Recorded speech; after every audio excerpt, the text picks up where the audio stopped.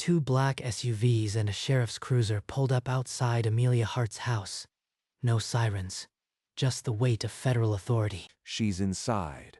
We'll let you take the lead. Amelia Hart. I am Special Agent Sarah Miller with the U.S. Fish and Wildlife Service. We have a federal warrant. Warrant? For what? Because I trapped a few pest birds. This is absurd. Under 16 U.S.C. Section 703, unauthorized capture of protected raptors carries a penalty of up to $15,000 per bird and up to 6 months in federal prison, per count. 15,000? You are joking. They were just pigeons. Those weren't pigeons, Miss Hart. They were federally registered peregrine falcons and a gerfalcon. 4 birds total, the penalties stack. 4 falcons? My God, what have I done? But just 48 hours earlier, none of this seemed possible. A single pigeon's death would ignite a federal firestorm. This is the story of how an HOA chair, a trained falcon, and a misguided trap turned into a felony case, with $90,000 per bird at stake. 48 hours earlier, Jack Marlin walked his property like he did every morning. 6 falcons watched him, and everyone carried a federal number on its leg. Easy, girl. You'll hunt soon enough. Jack held a master falconer license from the U.S. Fish and Wildlife Service, plus individual permits for each bird. His gerfalcon alone was valued at $42,000. A few miles away, Amelia Hart was on the phone in her HOA office, complaining about nuisance wildlife, as she called it. Through her window, she watched a peregrine falcon dive from the sky, and hit a pigeon in a burst of feathers. It was nature, but Amelia didn't see nature. Oh my God. Did you see that? That monster just killed a bird right in front of me. If those things are hunting here, they could go after children next. Someone has to do something. Get me the board on an emergency call. We have a predator problem, and I am going to fix it. Amelia Hart had no idea what she was about to do.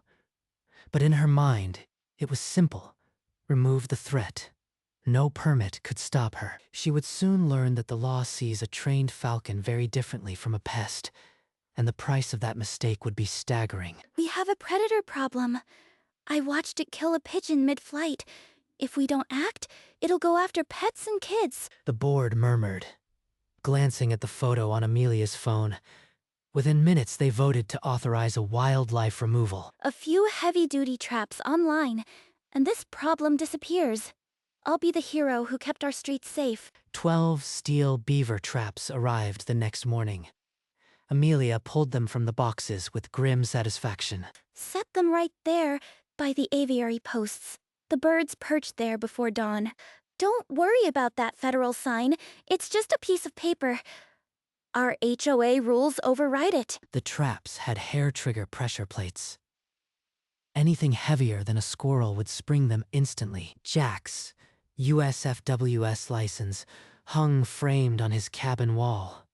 Tonight, it wouldn't protect his birds from what waited outside. By nightfall, the traps were set. The only sound was the wind through the pines and the distant hoot of an owl. The steel jaws gaped open in the moonlight, patient and lethal. The countdown to a federal felony had begun. A falcon landed on the fence post, and the trap snapped shut. The sound echoed through the dark forest. By midnight, 4 traps were full. Amelia Hart stood over the cages, her face illuminated by flashlight, grinning. The gerfalcon struggled violently, the metal band on its leg clanging. It was a silent cry for help. No one heard. Perfect. That takes care of the whole flock. The neighborhood will sleep safely tonight. At first, light, Jack Marlin approached the aviary. The doors were open. A scatter of feathers covered the ground. Number. No. Where are my birds? Where are they? He found a trap still clamped on a patch of feathers. The metal was cold, but the blood on it was still wet. This was no accident. Someone set traps on my land. He pulled out his phone, his hands shaking. There was only one number to call now. Agent Miller, it's Jack Marlin. I've got a federal situation. Someone took my birds. Within 2 hours, Special Agent Sarah Miller arrived with a crime scene kit. She didn't waste words. Show me exactly where you found the traps. I need to document everything before we touch a single feather. Right here. The jaws were still clamped on these. My Gerfalcon's blood is on it. Agent Miller photographed the traps and collected trace evidence. She noted the federal band numbers that Jack had recorded for each bird. This is a clear take of protected raptors. I am opening a felony investigation under the Migratory Bird Treaty Act. She checked his permits against the missing birds. 4 federally registered falcons, including a Gerfalcon worth $42,000. These traps are new. I'll run the model numbers through local suppliers. Someone bought them in the last 48 hours. Within the hour, she had a name from the hardware store. A bulk order charged to a personal credit card belonging to Amelia Hart. The store confirmed the purchase, and even remembered the buyer. A blonde woman in a pink blazer. Very insistent. Amelia Hart. That HOA chair who's been screaming about predators. She took them. She's got my birds. Within the hour, Agent Miller and 2 deputies pulled up to Amelia Hart's suburban home. No sirens, just a knock. What now? If this is about my parking violation, it's handled. Miss Hart, we have a warrant to search your property for protected raptors. Please step aside. Deputy Kowalski motioned toward the garage. Amelia's face went pale, then flushed. Inside, the 4 falcons were crammed into small wire cages, feathers everywhere. The Gerfalcon's leg was bloody. Those are pest birds. I have a right to protect my community. Miss Hart, you are under arrest for violation of the Migratory Bird Treaty Act. The fines start at $15,000 per bird. She was handcuffed on the spot, still protesting, as the birds were carefully loaded into federal transport carriers. The Gerfalcon, barely conscious, was rushed to a wildlife vet. Its federal band confirmed it as Jack's most valuable bird. Amelia Hart's HOA crusade had just become a federal case. The next few hours would determine whether she faced prison or just ruin. At the wildlife clinic, a vet gently flexed the Gerfalcon's leg. The bird flinched, and the X-ray told a painful truth: a hairline fracture. The trap's steel jaws had crushed the tarsum metatarsus. Recovery would be months, if at all. While the vet worked, Agent Miller was inside Amelia's HOA office, pulling files labeled wildlife complaints. Here is a certified letter from Jack Marlin, dated 6 months ago, notifying the HOA of his federal raptor permit and the legal protections filed away. It even has your initials in the received box, Miss Hart. You can't claim you didn't know. Nobody reads those legal notices. They're just scare tactics from people who want to control our neighborhood. They can't prove I understood what that letter meant. It was just another piece of paper. But the law was clear. The Migratory Bird Treaty Act is a strict liability statute. Knowledge isn't required, yet she had it anyway. So she saw my notice. She knew those birds were protected. Still, she set traps on my land. The Gerfalcon's leg might heal, but the proof of Amelia's willful violation would send the case straight to federal court. The vet held up the X-ray. The fracture was clean, but the tendon damage meant the Gerfalcon might never stoop again. Never hunt. She's a hunting bird. Without that, she's just a prisoner. Agent Miller found 7 prior complaints. Amelia had filed against hawks, owls, and even a bald eagle. She's been trying to remove raptors for years. This wasn't a mistake. It's a campaign. The prosecutor saw the pattern. By midday, Amelia faced an added charge of animal cruelty, a felony in Colorado. She's done this before. My birds are just her latest victims. Cruelty? It was just a trap. I didn't mean to hurt it. If she can't fly again, I won't forgive that woman. Not ever. The cruelty charge, combined with federal violations, pushed potential penalties past $100,000. Amelia's world was collapsing, but the Gerfalcon still lay in a recovery box, its future uncertain. And justice was just beginning. The federal prosecutor filed 4 counts under the Migratory Bird Treaty Act, plus felony animal cruelty. The maximum penalties now exceeded $360,000. Amelia Hart, out on bail, hired the most expensive defense attorney in the county. Her lawyer called it a misunderstanding over community safety, blown out of proportion. Community service. I was protecting our children. They'll see that. The HOA board held an emergency session.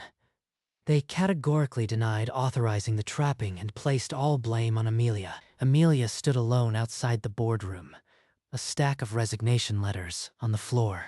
The indictment is solid. 4 counts, plus cruelty. She's looking at federal time. Time won't fix my birds, but it'll keep her away from them. The judge set a hearing date.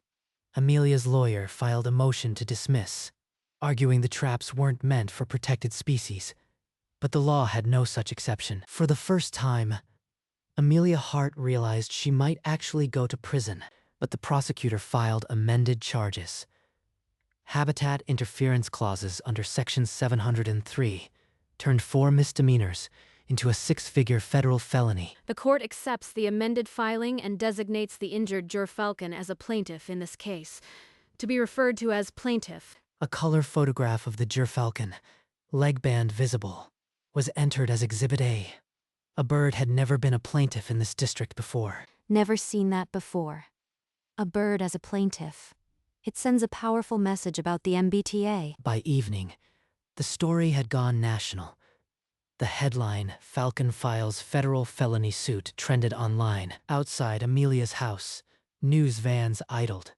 Neighbors peered from windows as her pink blazer became a national punchline. They're treating me like a monster, and I only wanted to keep the streets safe. How did it come to this? Now the whole world knows what these birds are worth. Maybe they'll finally respect the law. With habitat interference charges, the maximum penalties for 4 birds now exceeded $360,000. Amelia's lawyer scheduled an urgent meeting. The word plea was now unavoidable. News vans idled outside Amelia's house for 3 days. Neighbors who once borrowed sugar now crossed the street. They're calling me a bird killer. On my own community page. Her employer called.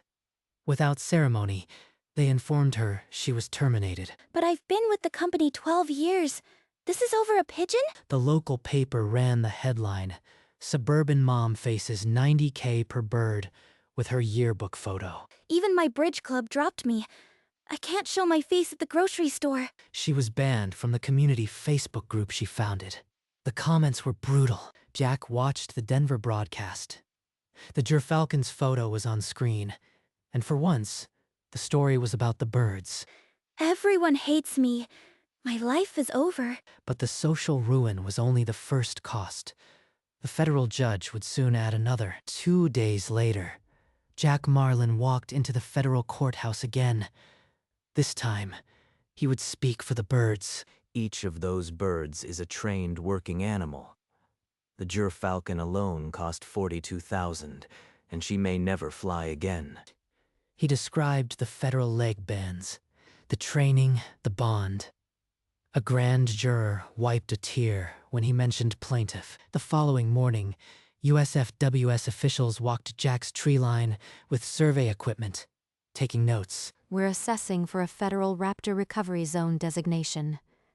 It would ban any HOA interference permanently. A federal safe zone. No more traps. No more Amelia. The law would finally keep them out. The proposal required only Judge Harrow's signature. Given the case, approval seemed certain. The grand jury indicted Amelia Hart on all counts. The trial date was set for 6 weeks out. Finally, a courtroom that sees these birds for what they are. Not pests, partners. But the hardest choice was still ahead, and it would fall on Amelia Hart. In a sterile conference room, Amelia Hart faced her attorney. The plea offer was final. It required a guilty plea to 4 felonies, $186,000 in fines, and 18 months federal probation. But the real cost was the final clause. She would permanently surrender her hunting, fishing, and firearm purchase rights nationwide. No hunting? That's been my whole life. Dad will never look at me the same. All this because I tried to protect my neighborhood. This isn't justice, it's destruction. But the evidence was ironclad. The public wanted a conviction. A trial meant decades in prison. She stared at the 22 pages, then picked up the pen. Her signature sealed it.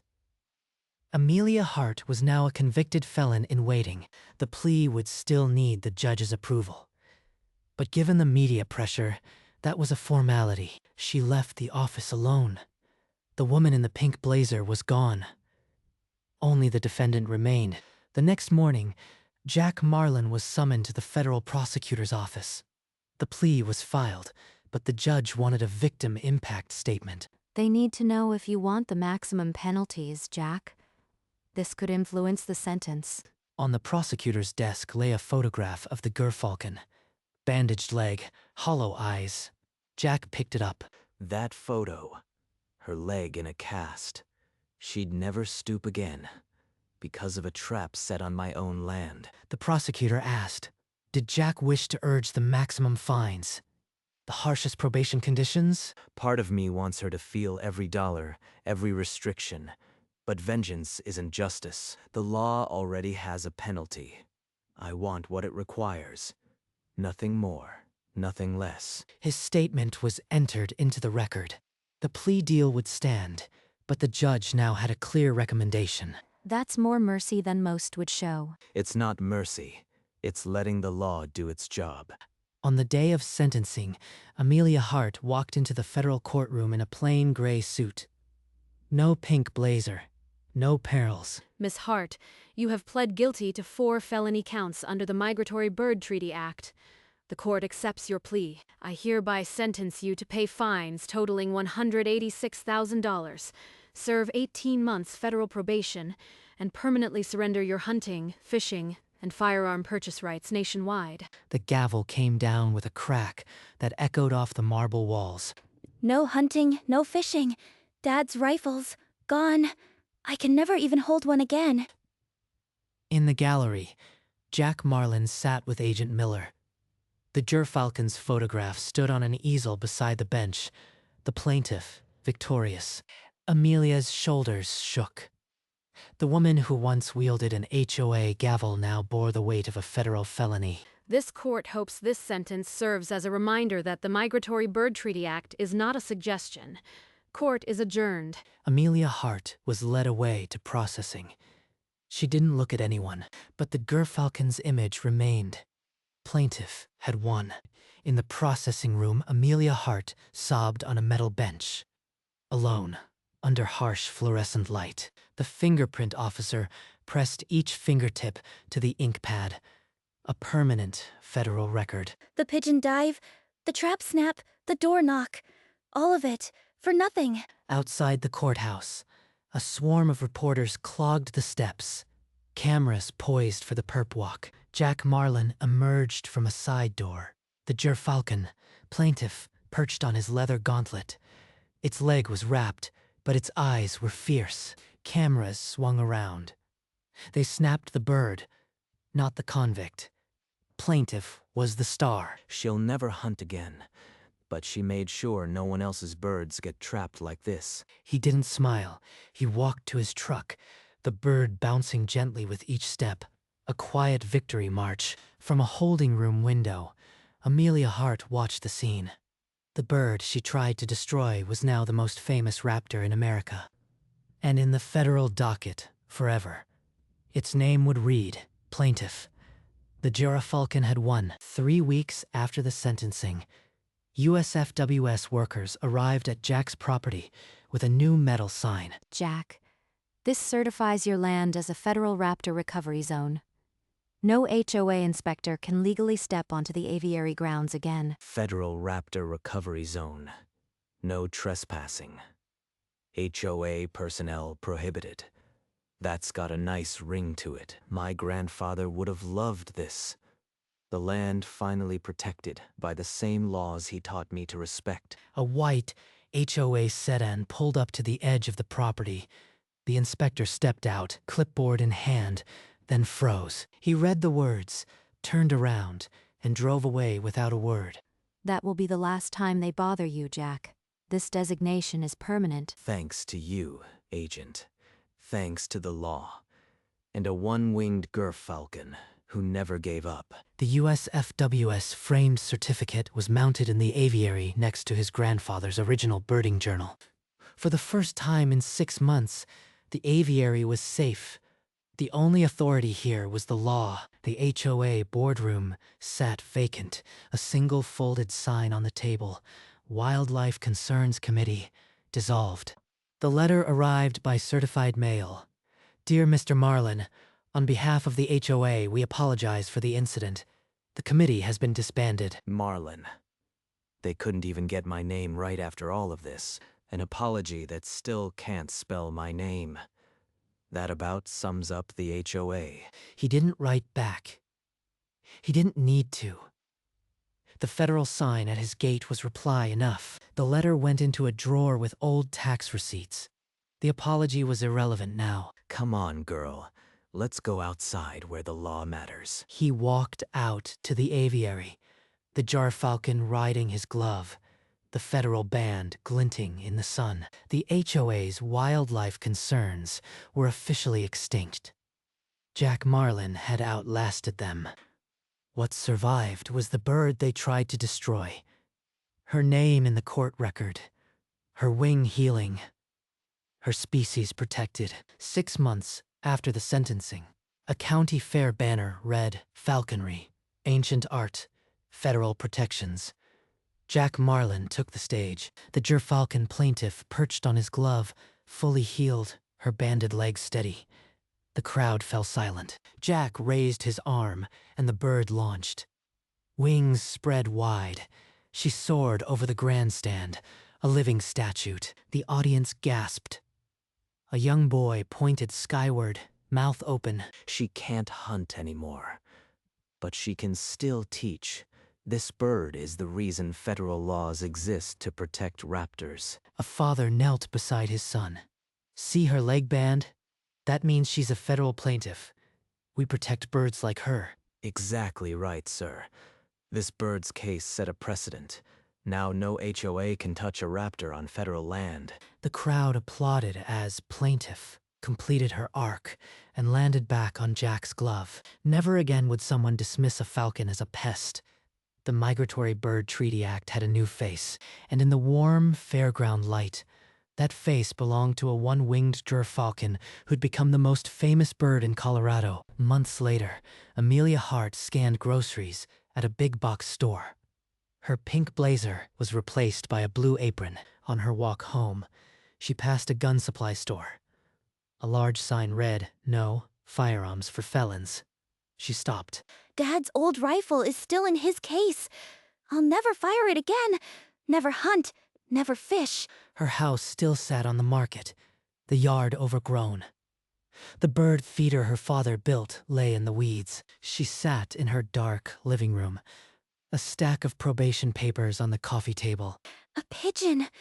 A single pigeon cost me everything. Miles away, Jack Marlin unhooded a new peregrine at the state fair. A child asked if he was the man who saved the falcon. He smiled and said, "No, son. The law saved her. I just wrote down the federal numbers." And in a federal courtroom, the docket still read plaintiff a permanent reminder that the Migratory Bird Treaty Act is never optional. For Amelia Hart, the cost was everything she used to love. For the gerfalcon, it was a second life. The sun hung low over Jack's property, painting the pines in amber. The federal sign glowed at the gate. He raised his arm, and a peregrine launched into the quiet air. Not plaintiff, another, healed and strong. Jack watched until the bird was a speck. No traps, no HOA, no charges, just the sky. This is what the law gave back. Not revenge, but peace. The recovery zone stretched empty and safe, a permanent shield that no HOA could breach. The peregrine circled once, then dove into the tree line. In its eye, the sunset itself, a creature that could have died in a trap, now free because the law held. Jack lowered his glove and walked back toward the cabin. No words, just the crunch of pine needles. The federal sign stood sentinel. Somewhere, in a courtroom docket, the name plaintiff would never be removed. This is how the story of the HOA and the Falconer really ended. Not with hate, but with a law that finally did its job. Jack Marlin sat on his cabin porch. The Gerfalcon, plaintiff, perched on a custom stand beside him. The federal band on her leg caught the last light of dusk, the same band that made her a plaintiff. They looked out over the Raptor recovery zone. Now silent and safe, the sign at the gate was a small rectangle in the distance, but it cast a long shadow over the HOA's last defeat. Slowly, the camera pulled back, rising over the pines. The aviary, the cabin, the fence line, all within the federally protected boundary. Stars emerged, and the sign glowed under moonlight. The only authority here was the law. Somewhere, in a Denver courthouse, the docket still read, plaintiff a permanent reminder. This was not the end of falconry, but the beginning of a new understanding of the law. And on that porch, beside a one-winged gerfalcon, Jack Marlin found peace.